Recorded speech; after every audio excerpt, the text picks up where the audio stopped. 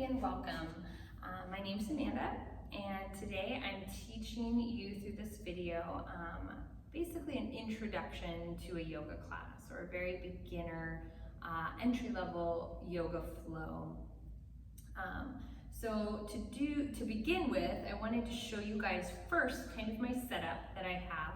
If you're watching this video at home, you can see you really don't need a lot other than space. You want to make sure you have a good amount of space to roll out your yoga mat, have room in front and in front of your yoga mat and to the sides so that you can have your arms and legs off the mat at times in some of our postures. And you want to make sure your yoga area is kind of a designated space where you maintain kind of a calm, clean, relaxed environment around it. An area that you're doing yoga in is or should be free from distractions if possible. So eliminating kind of clutter or noise around your mat is always really good and helps one to stay focused during their practice. Something else that I have here with me other than just my mat is you can see I have my yoga props. Yoga blocks are one of kind of the essential props that we often use in yoga, especially as beginners or if you know you're coming into this not very flexible. These are foam yoga blocks. They can be purchased places like Amazon, Target, Walmart, relatively affordable, cheap. And I usually use two during a class to demonstrate with. So you're welcome to have one or two to practice with. Also, you can see I have my canvas strap here. This is an official yoga strap. And like I said, it's canvas, it's not elastic. So you can see it doesn't give.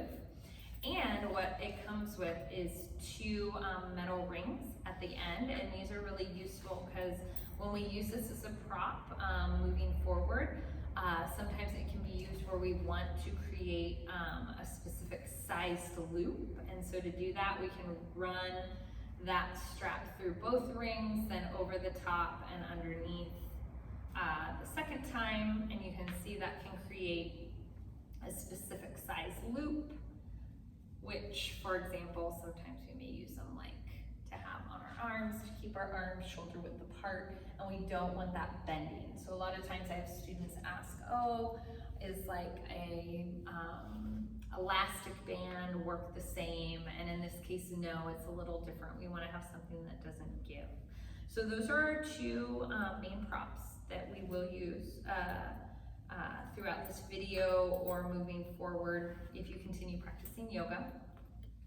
So I'm going to set these aside right now, and I want to begin the session laying on our back. The session is going to be only about 30 minutes, give or take, of movement. Future videos or other yoga videos that I have filmed or that you may be watching oftentimes will be longer, closer to an hour. But as an intro class, I want this to be a little bit shorter so you don't feel overwhelmed. Okay, so let's start laying on our back. Like I said, we're going to have our knees bent, feet flat on the mat. So at any point as you're laying down at home, you need to lift the head to see the video. You're always welcome to, but I will also talk and cue you through the motions so that you have to look up as little as possible.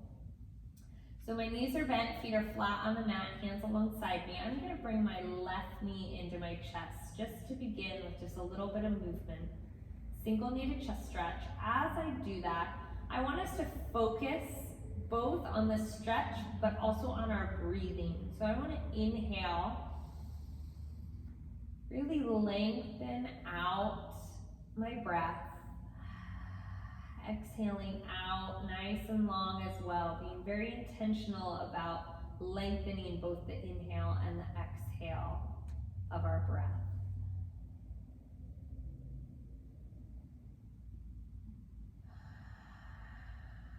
Slowly releasing left knee down to the mat or left foot down to the mat, opposite side, same thing, inhaling and exhaling nice and long and slow.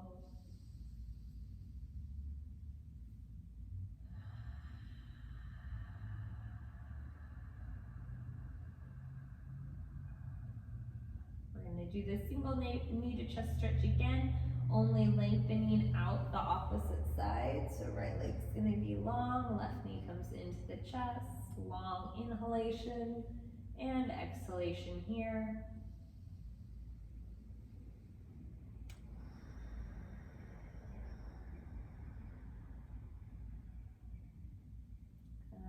Switching sides.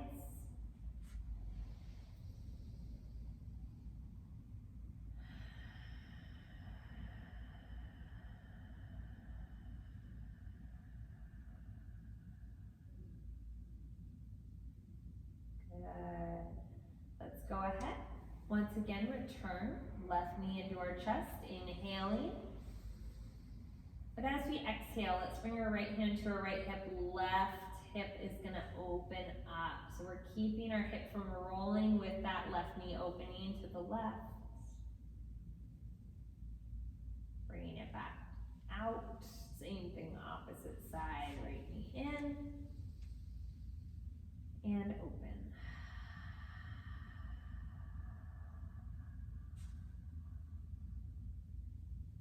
And back out. Good. Both knees are going to come into the chest now. Double knee to chest stretch, holding here.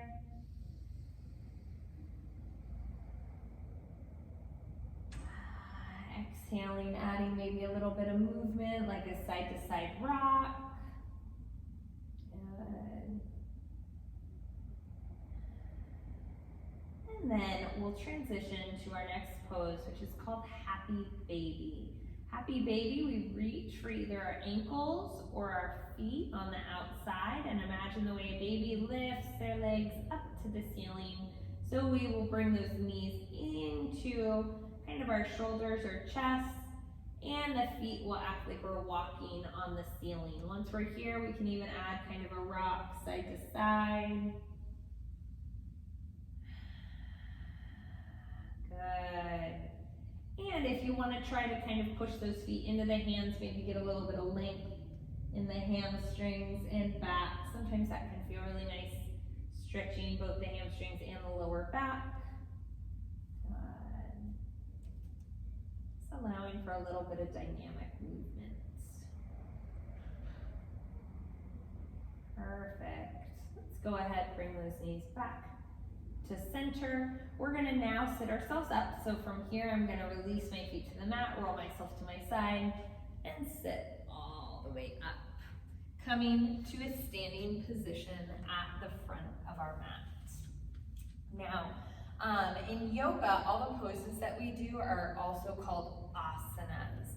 Asana is a Sanskrit term, and then a lot of the yoga poses also have Sanskrit names. So you'll hear me refer to some of the poses in our English terminology, but also in the Sanskrit terminology. So the first standing asana or pose that we're gonna do is referred to in Sanskrit as Tadasana, and in English as mountain pose. Now it's very, very simple. It's actually just standing, feet together, legs active, pulled up, meaning the quads are tight, the glutes are tight, we're pushing into the floor, and our palms can be open, facing out like so, or we can have our hands in kind of various positions. We call those mudras, and one of those that we often use in Tadasana is bringing those hands to heart center, pushing those hands together very intentionally. So I turn to face you so you guys could see all of that. So now I'm going to turn face forward again. So we're in our Tadasana or our mountain pose, hands pressed together. Again, let's focus on our breath here. Inhaling and exhaling. With each exhalation, I want you to feel your body in the present moment.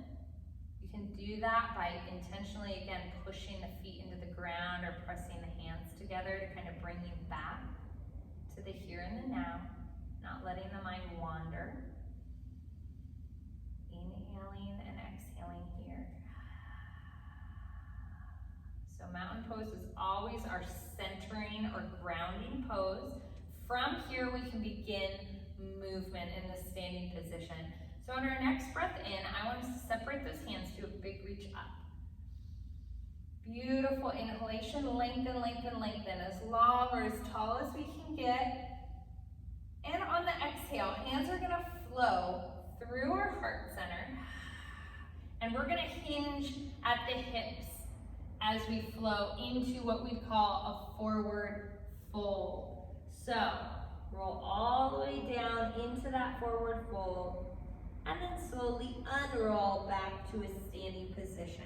This feels so simple as we return to mountain pose, but we want to focus on the details to make sure we're doing this correctly. As we reach up, again, inhale, we lengthen, and I want you guys to watch as we exhale, hands flowing through the heart center. You can see I'm hinging at my hip, not at my belly button. So you can see how my back stays flat through that forward fold, where if I was hinging at the belly, I would round like this, and see how round my back gets. We want to really fight that. We don't want to be, this shortens our spine.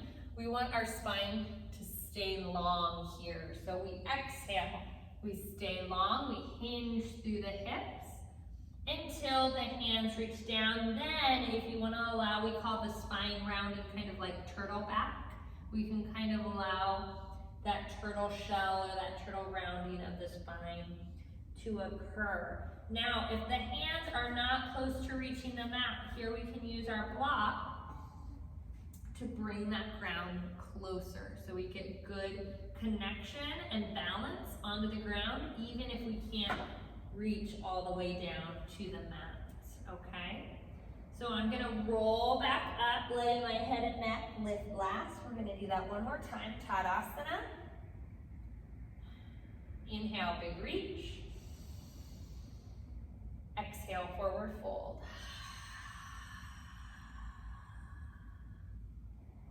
On our next inhale, we are going to lift, again, lengthening our spine. Think that like half forward fold. Hands can come to the shins or the knees. And then on our exhale, let's get our hands on the mat, bending the knees, and we're gonna step all the way back. So we're in what we call a high plank, okay? Now, high planks can be on our toes or on our knees. Either one is fine. The biggest thing I don't like to see my students do is if they drop to their knees, a lot of people naturally go back like this. We want to make sure we have those shoulders over the hands the whole time. So let's go from that high plank, reversing right back, stepping forward, forward fold, rolling all the way back up, Tadasana. Let's move through it one more time. Deep breath in, reach up. Exhale, forward fold, hinging at those hips, long spine. Inhale, half lift or half flat back. Exhale, hands to the mat, stepping or hopping back, high plank. From this high plank, we are going to lower to our mat. Again, we can be on our knees and lower, lower, lower, belly to mat. That's kind of the entry level way we lower down. And then we're gonna lift into our first back bend. Back bends can take various forms. We can have a Sphinx back bend, where forearms come down to the mat, and we lift that chest. Now, anytime we do any of these back bend options that I'm gonna show, you have to remember that the rest of the body is still active. So while we're lifting through that chest, we wanna make sure those glutes and those legs are still nice and tight. So see here, like everything's loose. I know it doesn't change too much probably in a video, but then you wanna feel like everything kind of lift and stay tight and active, okay? So Sphinx is one option. Cobra would be the next option. Hands coming to the chest, lifting that ground away, pushing away, and lifting through the chest. Now, in Cobra, Sphinx, or the third and final option I'll show, which is Upward Dog, you have to remember that we are meant to keep the neck and shoulders long, okay? So, The most common mistakes in Cobra that I always see is we dump into the lower back and we drop through the shoulders like this. So we call this wearing our shoulders as earrings, because see how my shoulders are kind of touching right at my ears? Now, if I'm active in the shoulders, meaning I'm pressing through those hands and lifting that body, you can see my shoulders kind of roll and come down. That's really what we want in these back bends. So even if we were down in Sphinx, we don't ever want to be sitting like this. We want to push and lower those shoulders, okay? So let's go from Sphinx to Cobra to our final option for our back bend, which would be upward dog. Remember I told you about keeping these legs active? In upward dog, the only change that we see happening is lifting through those legs, but still creating that back bend. So you can see here, light underneath both my feet and lower body, hopefully in the video, okay? And so from here, let's go ahead, release back down, return to our high plank, stepping or hopping forward, forward fold. Rolling up, back to our Tadasana. So I want to pause here because I know I introduced a lot of different things just then. We had our lowering to the mat, which we will in the future refer to as chaturanga. For beginning classes, we just focus on lowering that belly to mat, either on our toes or on our knees. And then we introduced our 3 options for back bend: Sphinx, Cobra, or upward dog.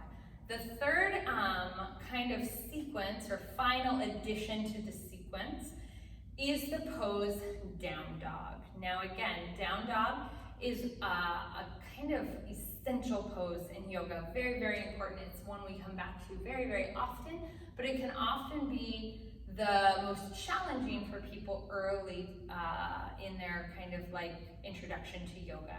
And oftentimes that's because people don't quite perform it correctly initially, so it feels a lot harder than it should. In the future, down dog should be a resting pose. So while it might feel challenging now, eventually it should feel very easy and be a pose you go to for recovery, okay? So let's talk it out. First, I'm going to just demonstrate a standard down dog so you can see it, okay? Down dog generally is entered from that high plank, okay? And pressing through my hands, I'm going to lift my hips nice and high, letting my feet go nice and flat, pulling my belly button into my spine, lifting those hips nice and high, and lengthening through the arms. So this is what we want our down dog to look like. Now, as I exit, a lot of times when people first try down dog, and you're welcome to try that as I held it, when people first try down dog, it's not very comfortable, and usually it's because their spine is not long in their pose. Meaning, remember in the forward fold, I talked about how we can round or kind of turtle back our spine, but that shortens our spine. That's what a lot of times people do in down dog, and a lot of it is because their hamstrings or their calves are tight and they're trying to get those feet down and they end up rounding their spine. So I'm going to demonstrate what that often looks like, okay? A lot of beginners, like I said, they'll go to enter down dog, and because their hamstrings are tight and they want to lengthen those out, a lot of times we get kind of down dogs that kind of look like this, okay? And do you see, like, maybe even the heels are up, which is fine, but do you see like how round my back is here?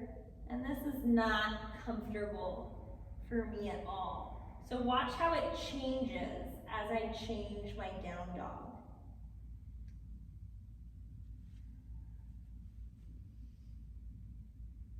So do you see the difference in kind of those two poses? What I did was I wanted my hips to help lengthen or pull my spine out. So I lifted those hips up. So rather than having those hips kind of rounded and tucked, notice how, think about the tailbone like getting pulled and pointed straight up. That's what we want. Also, again, in a lot of down dogs, early on we kind of have like shortened arms. Ideally, we always want to like lengthen those arms out, okay? So, easier said than done sometimes. So say you go to lift those hips and it just doesn't feel like they can lift because your hamstrings or your calves are too tight. This is where lifting those heels and bending those knees is always totally fine for down dogs. So I'm going to show you kind of that modification. Say I want to lift those hips up nice and high, but my hamstrings are too tight. I can still get beautiful length in my spine while allowing those knees and heels to stay lifted. Do you see how that hip is still nice and high, even though I have that bend in my knee? The third and final aspect of down dog that I want to mention is what the abdominals are doing. So when I was demonstrating kind of that beginner view of down dog where we have that kind of round spine and hips, kind of like this, right? You'll see that I kind of have my belly almost like pulled down, right? Like so. And that's a really common mistake in down dog and makes down dog feel very uncomfortable. So what I tell people is imagine they're pulling that hip up to the sky and they're trying to like suck that belly in, like super, super tight. So rather than like rounded like this and having a really loose belly, you want to suck that belly button, like trying to glue it to the back of your spine. So again, you can see that here. Here we have like a non-active belly, right? And it's just kind of loose. And then we're going to suck that belly to the spine and lift those hips. So see the difference? And again, here it is with even lengthened legs, non-active belly, active belly. So hopefully you see those changes. And that's really what we want to work on throughout the remainder of this session, because what we just did was we showed all the elements for what we call a Sun Salutation A. It's a flow sequence we use in vinyasa flow, which anytime I refer to a vinyasa flow, it's just referring to yoga that poses or asanas are paired with our breath. So like we move when we inhale, we move when we exhale, and we enter and exit poses with our breath. So we're going to put all those pieces together for our Sun Salutation A. So let's begin at the front of our mats. Palms open and up, Tadasana. On our next breath in, let's reach up, just like we did before. Exhale, hands to heart center, flowing into our forward fold. Inhale, flat back. Exhale, stepping back, lowering to the mat, all on that exhale. Inhale, taking our back bend, whether it's Sphinx, Cobra, or Upward Dog. Exhale, transitioning toes underneath us to our down dog. Taking 2 more breaths here in down dog.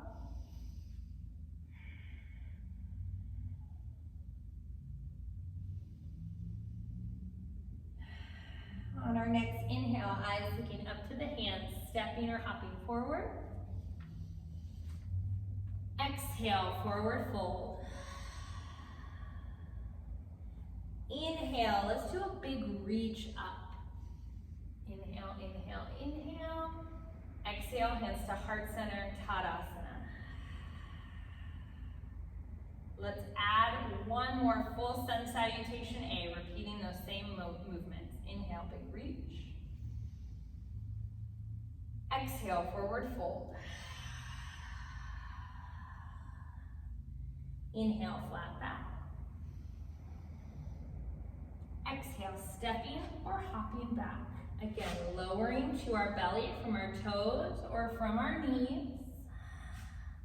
Inhaling into our back bend, Sphinx, Cobra, or Upward Dog. Exhaling, lifting those hips up to the ceiling, active belly, long arms, ears in line with that upper arm. Into our down dog, holding here, 2 more breaths.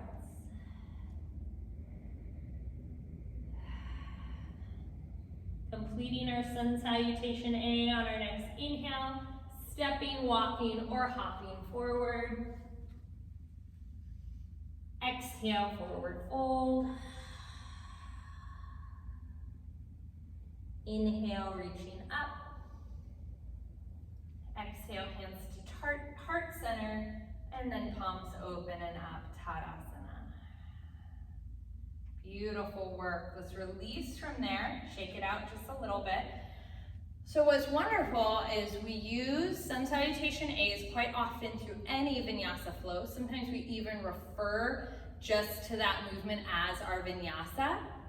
So that's something that will become real familiar in future classes or videos that you watch.